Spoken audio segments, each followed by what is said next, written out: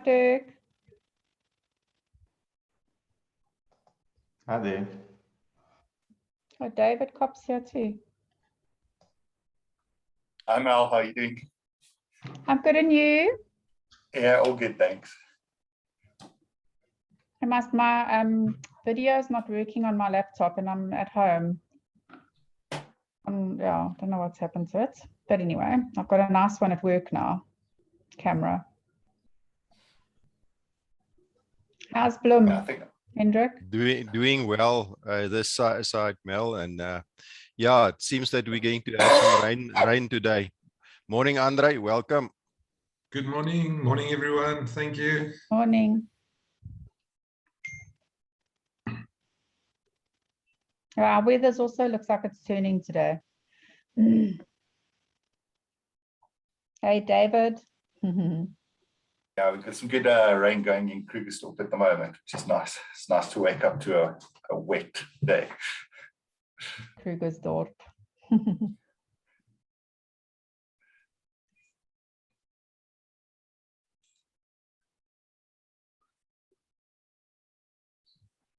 Oh, shame. Morning, Elmarie. Môre. Hoe gaan dit daar so? Nee, baie goed, dankie. Daar. Ook baie goed, dankie. Goed. Hi, Gavin. Good morning. How are you? Doing well on your side. Very well, thank you.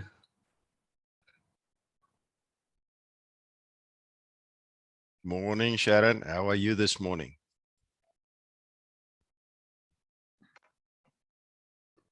Sharon. Yeah, there, Sharon. Me. Thought I was early. Hi, Sharon. Morning, everybody. Morning. Okay.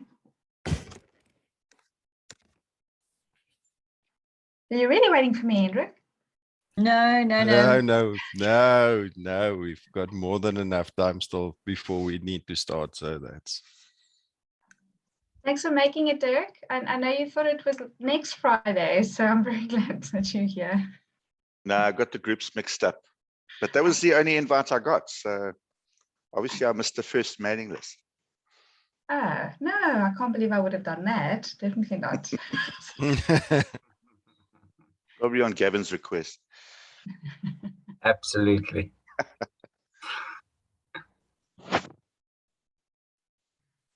Okay. Hi, Shanae.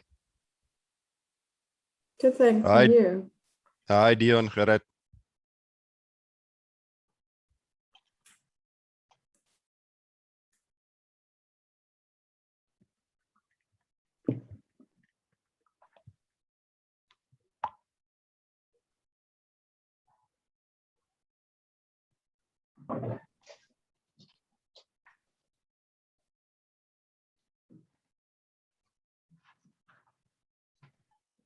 Hi, Yvonne. Môre Hendrik, môre almal. Some familiar Yvonne. faces. Hi, Dion. Hi, Sharon. Hi, everybody. Hi. I haven't seen Elmarie in such a long time. Elmarie, are you going to put your camera on today? Hi, Stefan. Morning, guys. Morning, Stefan. Hi, Sharon. Hallo Dion. Hi. Hi Mel. I'm Hello, seriously how are you? Stefan, jy het ook lekker om jou te sien. Elmarie, hi. Hey Dirk. Hi, Yvonne. Morning, June. Oh, she's in here. Okay.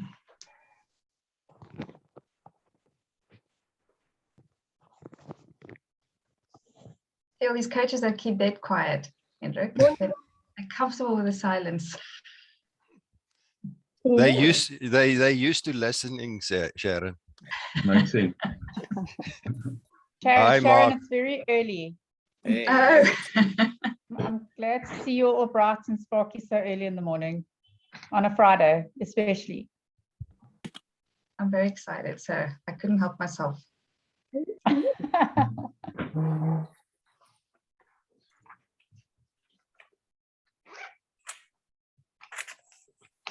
Gerrit. I should take a sip of coffee. Morning. Morning, Sharon and everyone. Dag You Gerrit. talking Morning, about everyone. we are quiet. You can send somebody so I can coach them this morning.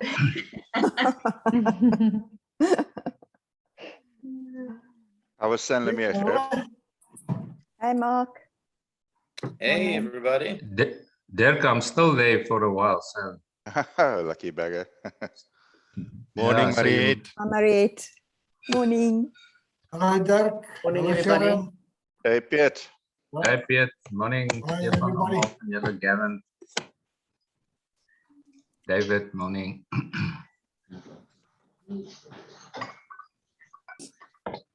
Hi, Warwick. Good morning. Morning. Sorry. Morning. Morning, everyone. Morning. Hi, Hey, Chris. everybody. How are you?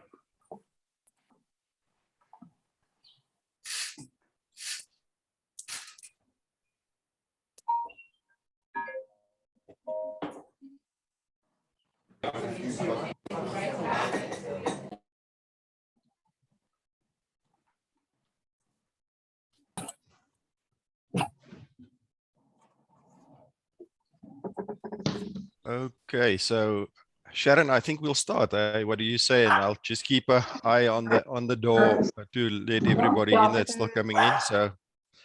So welcome to everybody. I must say I agree with Sharon.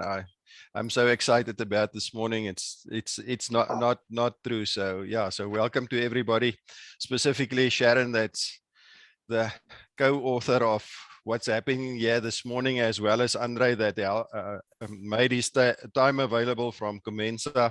And we had several conversations to make this morning happen. So welcome also Andre.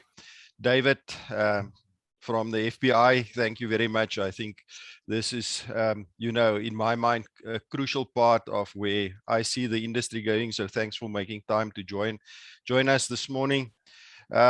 Then I think most probably the most important is each of you as financial planners and financial coaches that joined this morning, because this will not be possible without you joining in and also being excited of the journey of financial coaching. So thanks for you joining in and making time. I also see yes representatives of some of the insurers, which also excites me because I think it's something that we need to spread across the industry.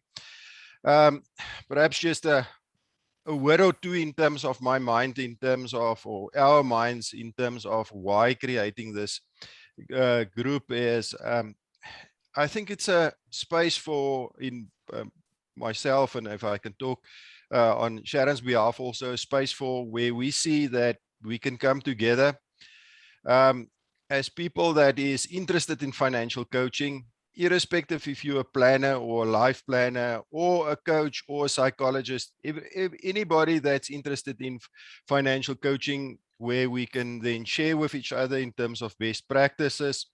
And then secondly, I think we in infancy of financial coaching, and a lot of us that's been years in the industry, it also takes time to create a profession, and I see financial coaching also as part of the financial planning profession. And we would like to, with all of your input that's part of this, create a standard around financial coaching specifically. And that's one of the reasons why we took hands with Andre and Comensa, because there's already a professional code within Comensa for coaching. So it's then to say, is that enough for us, or is there something that we need to add? If we take the ethical code of then of the FBI, we take the ethical code of and the principles of coaching within Comensa, and we put that together, is to say, is that enough? And then I think the other one is our consumers out there do not understand what we want to achieve through financial coaching as such, is also then to say, how can we put our minds together and promote financial coaching as such for the industry to the benefit of clients, and also spread the word and the other people that's not like all of us on this call passionate about financial coaching. So that just is an introduction and what we see, what we want to achieve here. And then specifically in terms of structure of today, we asked Andre to share with us a little bit in terms of Comensa. What is Comensa? What is the credentialing process of Comensa? What is the value adds of Comensa? And I'll add also a little bit after Andre's input. And then I asked David to give us some input in terms of how he sees the value of financial coaching and behavioral finance as part of financial planning. And then Sharon will facilitate for today's session specifically how we as a group perhaps see credentialing and the journey for financial coaching as such, and have a conversation around that. And that we'll then wrap up just before 9. So thanks again, and over to you, Andre. I don't know, but if you want to share a screen, or have you just No, I'm just going to talk. Thank you, Hendrik, and also to Sharon for starting this initiative. I think it's really great, and I think there's going to be a lot of benefit going forward. So yes, today I'm representing Comensa, which is the coaches and mentors of South Africa. We are a professional organization. We registered with SAQA, so there's certain standards that apply. And I think the whole aim of Comensa is to professionalize the industry, because it's not regulated as yet, and we hope in the future it will be a regulated industry where there are certain standards that coaches can apply, and that the buyers of coaching can feel confident in using a coach. Because now anyone can hang up a sign on their door saying I'm a coach, and we don't really know what's going on out there. So we really encourage our members to become more professional. Currently, I'm the chair of the one committee in Comensa, which we call for short MACSAC, MCSC, which is for membership criteria and standards of competence. And we work a lot on maintaining standards and looking at credentialing coaches. So because we are a member of Comensa, of SAQA, we are able to, once we've got certain categories in our membership, starting with a student member, then you become an ordinary member. And once you have enough hours and meet the criteria, you can apply to become credentialed, which we have 3 levels. We have Comensa credentialed coach, we have Comensa senior coach, and Comensa master coach. So just to give you an idea, if you want to be credentialed on the first level, you would need to have had training, coach specific training, which could obviously be in financial coaching of a minimum of 60 hours, and also have coached for 150 hours, of which no more than 10% can be pro bono coaching. So we encourage coaches also to charge for their services, because a lot of coaches out there are scared to actually charge for coaching. I don't know why. So they do it for free. And for the next level, you would need 120 hours in total of training and 750 hours of coaching. And for the master level, you need 200 hours of training and 2,000 plus hours of coaching. What we can do afterwards, I can send the details of this to Hendrik, and he can just distribute it so that you are aware. And then what we've also done, in the past we had training providers, people that provide training for coaching or mentoring, and they were registered with us or had membership like a training provider. But the problem is they put their training out there, they put the Comensa logo on their website, and then they deliver substandard training.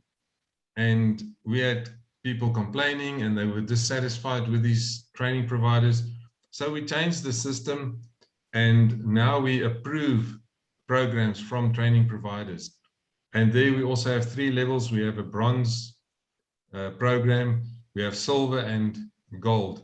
Bronze is usually like a 1-day workshop and you can earn CPD points. Then we have the silver, which needs to at least within the course contain the 9 behavioral standards that SAQA has prescribed and that we maintain. And the gold would be someone that's registered and accredited with a QCTO or one of those organizations. So that's basically in a nutshell, but it's just that we then no longer have the training provider as a member, but we approve the program. So we would evaluate the program. And then also with regards to get back to the credentialing, if you do apply to be a credentialed coach, you will have to submit a number of documents, testimonials from clients, etc., your coaching log. So if I can just say, it's very important when you start coaching, after you've been trained, keep a log of your hours because you need to submit that. And then you will be subject to an evaluation where 2 evaluators would assess you and see if you are competent and proficient. And then obviously you will hopefully be credentialed. It's not about failing people. We try and help people to grow through the process. So we give the immediate feedback, and we rarely have people that don't make it. They really have to be very incompetent, and sometimes there's external reasons. But so far it's good, and we've got just over 100 credentialed coaches within Comensa, and it's growing daily and monthly. So it's something that I would encourage you to do once you feel that you're ready and that you meet the criteria. And yeah, I think also with training providers, we would train 2 evaluators within that organization so that they can credential coaches that's gone through their training as well. So you don't have to come to Comensa for 2 evaluators to assess you. And I can just mention that Hendrik and Sharon underwent the evaluator training on the 8th of October, and Hendrik will be doing it next Friday. So, and someone, who was the other person, Hendrik? I think Linda, yeah. Yes.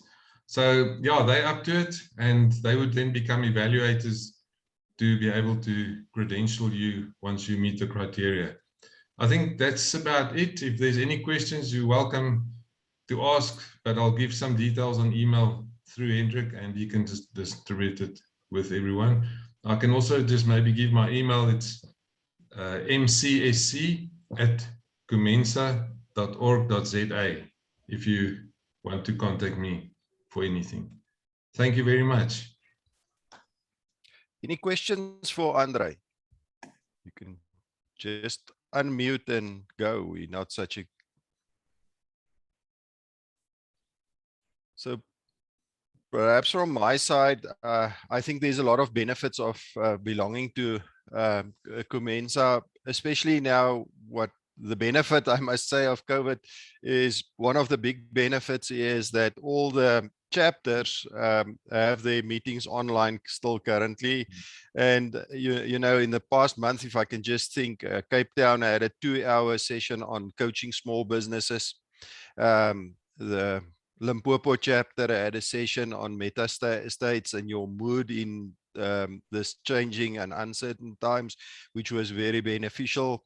The Joburg chapter for the past 2 months had a 2-hour coach the coach, where one coach each other, where you get practical experience, as well as the reciprocity of that is helping each other grow in the process. So there's a lot of benefits of being a member of Comensa, I must say. And Andre, I can't remember, but it's just what is the membership fee is very is actually a small bit if you look at the value you're getting from being a Comensa member. Yes, to become a student member, which you can be that for 3 years, but the annual fee will be I think including VAT 369 more or less, which is very little, but then you don't have voting rights. To become an ordinary member, there's a joining fee of 828 Rand, including VAT. That's once off joining fee, and the annual fee is 1,550. Thank you for that, Andre. So over to you, David. A few words of wisdom there from your side. Yeah, thank you very much, Hendrik. And I must admit, looking at the panel here, it's quite a powerful panel, and a little bit intimidated now, but I think we'll get through this okay. So really, yeah, I was also talk about financial planning and the role that coaching is playing in financial planning. And really, I want to cover off on maybe three main drivers behind that. The first one is technology. And technology from two viewpoints. Number one, clients are coming to us with a lot more data. And I use the word data, not the word information, because we know that clients come to us from all kinds of angles and they almost know everything, but it doesn't fit together quite well. So that really changes the way that we engage with our clients and we speak to our clients. But it also helps us as financial planners because it takes away all the routine tasks, which then frees up the time. And the general feeling and knowledge that we have is that freed up time doesn't mean, okay, now I can see more clients or have more clients. What it does mean, however, is we are able to go deeper with the clients that we do have. So we're able to spend more time with our clients. The other one is hyper-personalization. And again, hyper-personalization comes from two angles. The first one is that in other aspects of our clients' lives and people's lives at the moment, it is no longer good enough to be cookie cutter. They don't want something that is there out for the general. They want something that is personalized and specific for them. If we take a look at Starbucks, Starbucks is a very successful company, not because they make the best coffee, but because the cup of coffee is co-created by the person buying the coffee. So yeah, if it's a bad cup of coffee, it's not Starbucks' fault, it's actually our fault for making a bad cup of coffee. But hyper-personalization is also from a regulatory viewpoint. And we've seen things coming, for instance, out of Australia, where the Australian regulator has started questioning these 60, 70, 80-page financial plans, of which half of it or 2/3 of it is generic information. So the question is, are you putting something out there that you haven't given consideration to your individual clients, but something that is generic out there, and they're actually starting to come down on these generic cut and paste plans. So like I say, there's a regulatory angle, but consumers are definitely saying, if I'm getting the same plan as everyone else, what's the value in that? I want something personal. Then 10 to 15 years ago, being the technical expert was a differentiator. It was the way that we could go in and dazzle everyone. We're no longer that technical expert. And while it is still key to have that technical knowledge and understanding, it sort of becomes the background work as sort of instead of the front-facing work.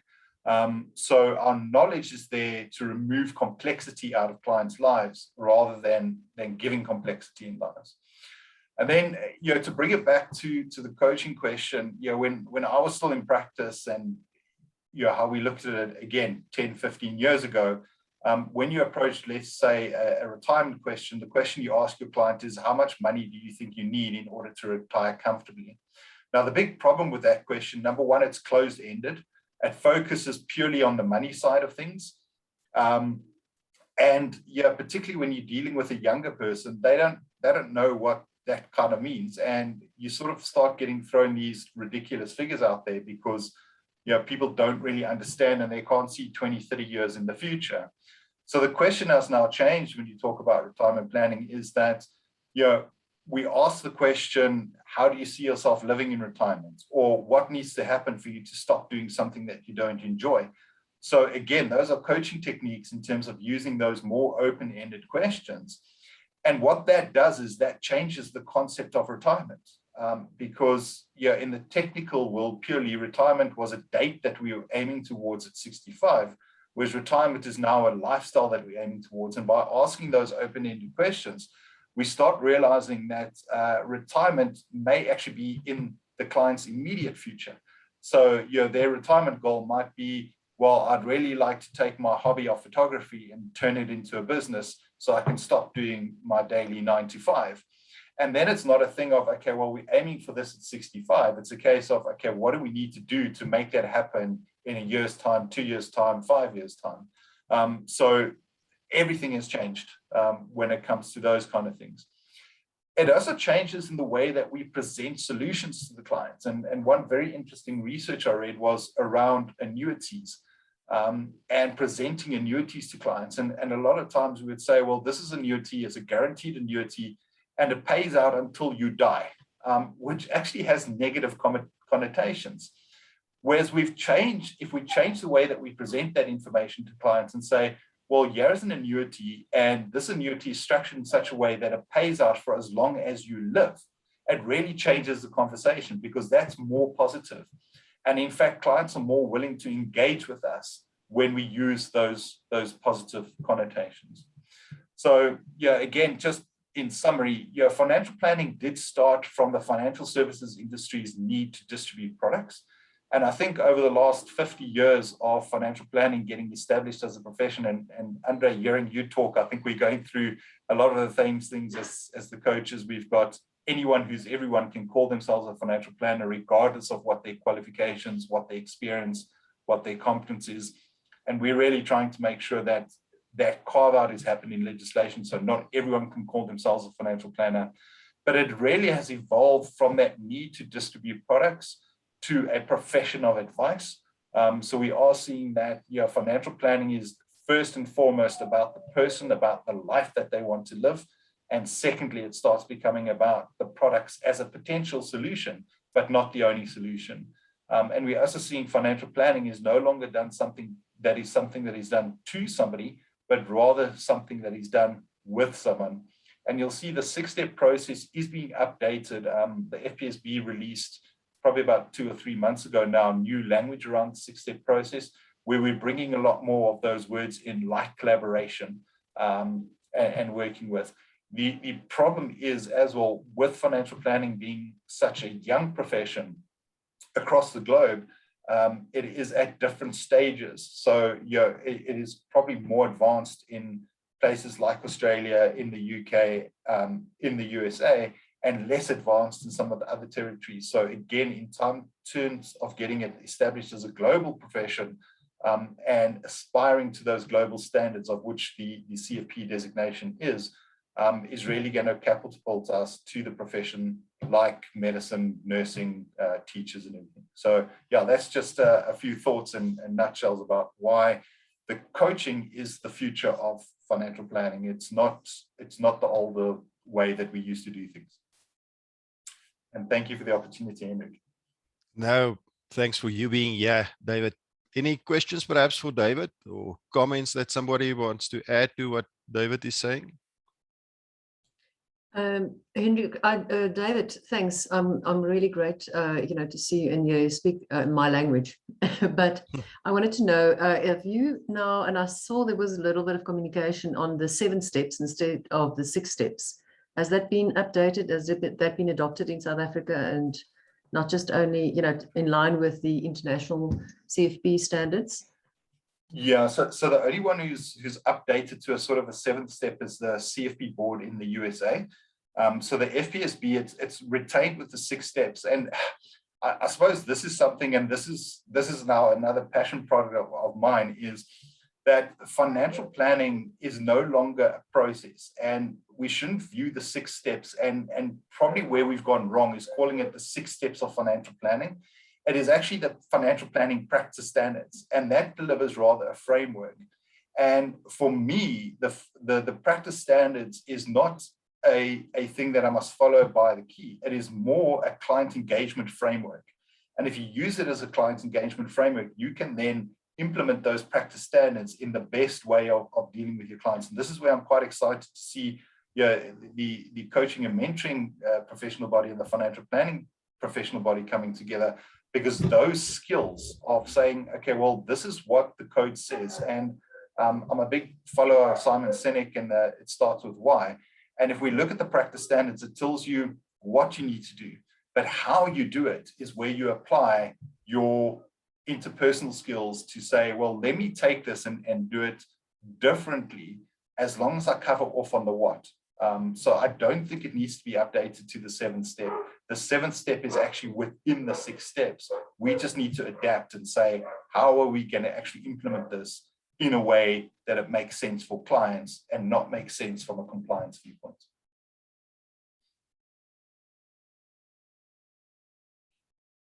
Thanks, David.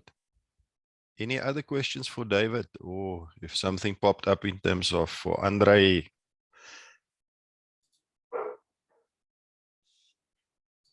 So thank you very much, David, Andre. Sharon, over to you, your thoughts. All right, so thank you, Hendrik. I'm hoping that we're going to get a bit of an opportunity just to maybe, I don't know, can we manage a breakaway session just with a couple, just to have some conversations so everyone can get a voice?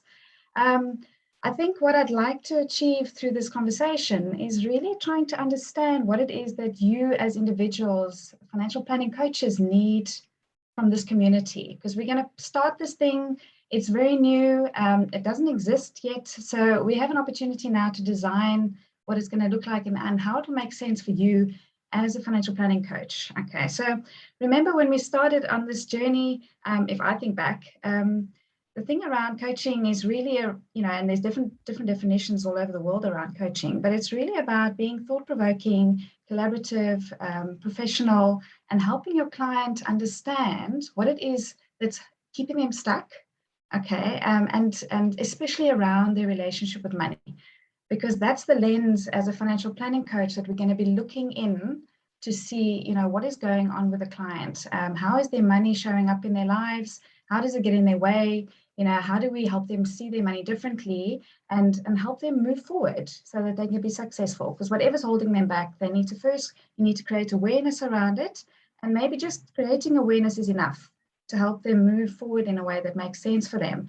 But sometimes it isn't, and then, my behavioral coaches, there might be another step that you need to take to help change the behavior around money.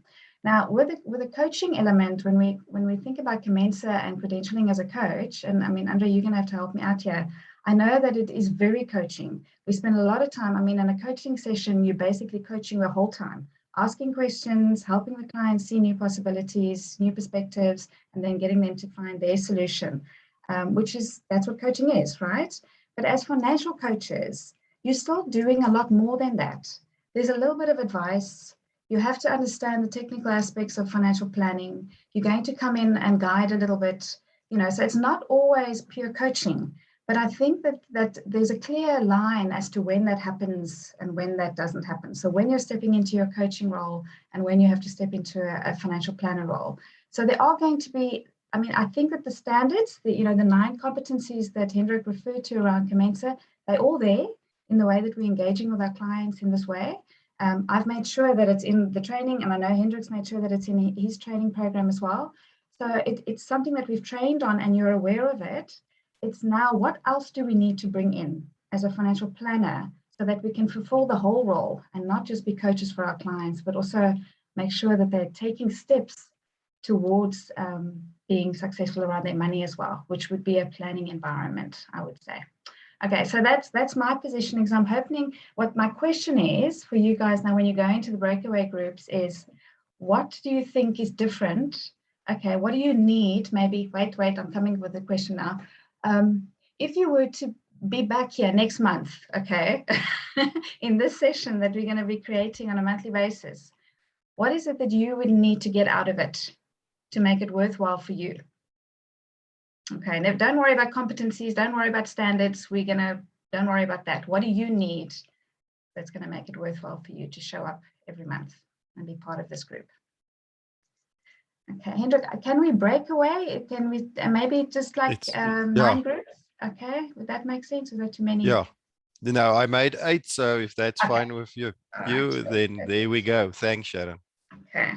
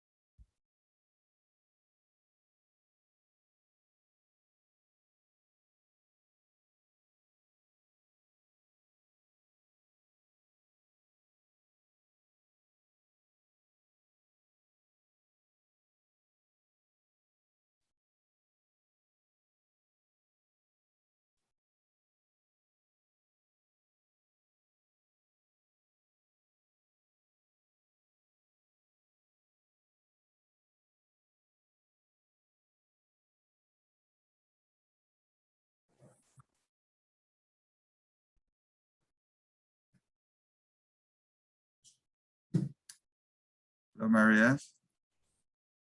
How are you? I'm fine, thank you very much. Sorry, I Good. think I pressed the wrong button and came back too early. Hi, Barry. Hello, Sharon. How are you? I'm good, thanks, and you? Very good, thank you. Very good. Barry, Hi, sir. good to see you again. Hey. Oh, Natalie. Hi, Natalie. How are you doing? Hello, hello. Good to see you, Sharon. Hi, Very well, Sharon. thank you. Hi, Sharon. Hello. How are you? Look at you. Great. All right. Okay. So I think we're all back. Let me just check. Yes, it looks like it. All right. So is there a speaker from each group that could just highlight what is important, what was mentioned? And then I want to just ask one more question for you to think on and then give me feedback via we can just type whatever. Okay. So who would like to go first? We've only got 15 minutes, so we're gonna have to do this quick. I don't know who was in which group. Okay. So we've got 5 rooms, so which makes it easier. So yeah, so yeah, the first group was then Claire, David, Elmarie, Gerard, Johan, Mark, Siegfried, and Stefan. Sharon, if I can help you there, because I made a quick note of the different groups. So yeah. Hendrik. Okay, so who would like to give feedback? Apparently it needs to be me. So. All right, so Sharon, everyone's doing coaching in a way, but it's not structured, and we're struggling with the pricing. So a couple of the groups are just using it on the reviews, but they're not actually informing the clients. Okay, this is part of the coaching, and other guys wants to bring it on a contract beforehand. And the big question is, how much do you charge? So it's quite difficult. My company as well, we don't say we're doing coaching. It's part of the reviews and the skills we learn to listen properly. So we would love to have something more structured to tell the clients, okay, for my company, we want to offer you this service. It's going to cost you this per hour. So we want more practical guides on how to implement coaching. Right. The next group. That was Alex, Craig, Mariette, That's Jack. us. Yeah, because your group, Sharon. Okay, Renata. Yvonne, are you going to give feedback, or do you just want me to talk quickly through it?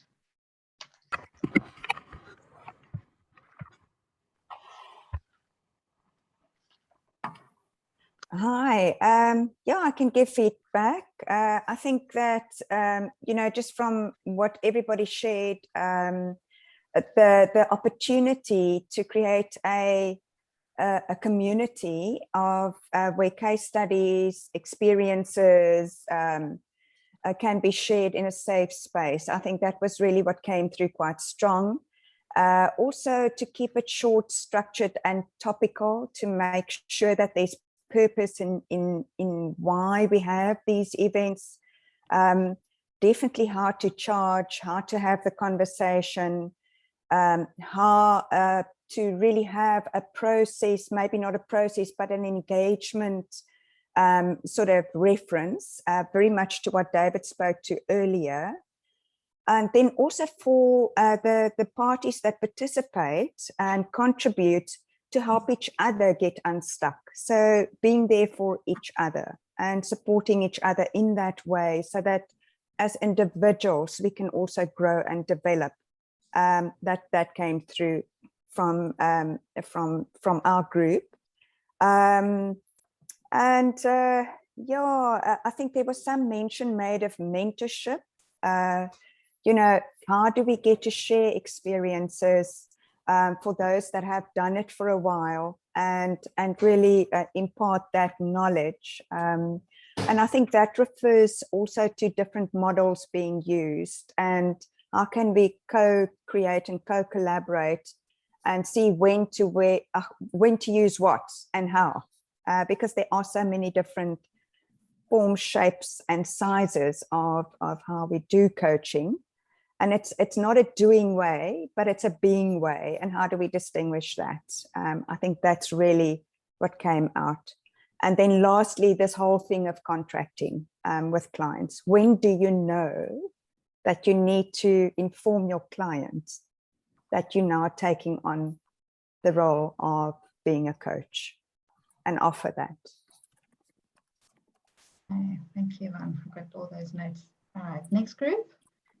That's group 3. That was Barry, Dion, Esther, Natalie, Progression, and yeah, that group. Okay. Who's going to give feedback from that group? Barry. Yeah. Barry? Dion. Yeah. Now you're saying Dion needs to give feedback now. Thanks, Barry. Yeah, so the big thing is, I think just listening to the other groups, everybody probably has a specific need that they're looking for, but there's a lot of similar needs also.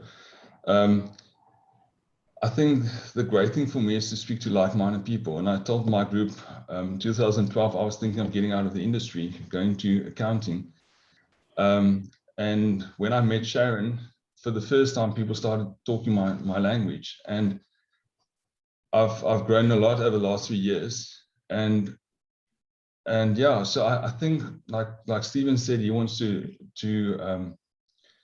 learn from other people. Barry said his concern is that it's not just another group again, because there's such a lot of them popping up. But I really believe, and I've said no to a lot of these kind of groups, I really believe these are the kind of people, because I did Sharon's course 2 years ago, and it was fantastic because there was a whole group of people talking my language. So, and that energized me, that inspires me, and for the first time, I've been in the industry for 25 years. It's only the last 3 years that I've been enjoying it. I hated this industry. I don't like selling products. I'm not a Polish most. I want to help people. So yeah, so I think, yeah, the main thing for us is to learn from each other, I think. Okay, thanks, Dion. Thank you. Okay, next group would be Cindy, Juan, Paul, Piet, Sam. okay. Who's going to give feedback there? I nominate Sam. Now you're on. Okay. Morning, everyone. I've told Yvonne numerous times I wish I was as articulate as she is. And she's pretty much relayed the message. You know, I think from our side, we want to collaborate more. We want to understand how everyone's implementing in their practices. I mean, it's fairly new territory for a lot of people. You know, and I think some of us are still grappling in terms of how deep do we dig with clients. You can't necessarily, or it's not cost effective to do it with every client. So how do you unpack that? How do you implement? How do you charge? And I think the biggest thing that most probably came out of our group is having these collaborative sessions. And as to Yvonne's point, we can be sort of very clear in terms of what we engage in, what the message is. I think these types of collaborations can be invaluable, you know, and it's exciting. So yeah, I think that's it. Okay, all right. Thank you.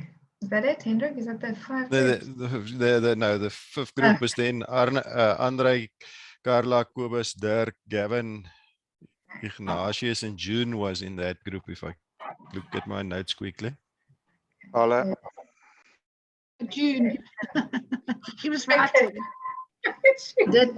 I had to bring them back to what the question was.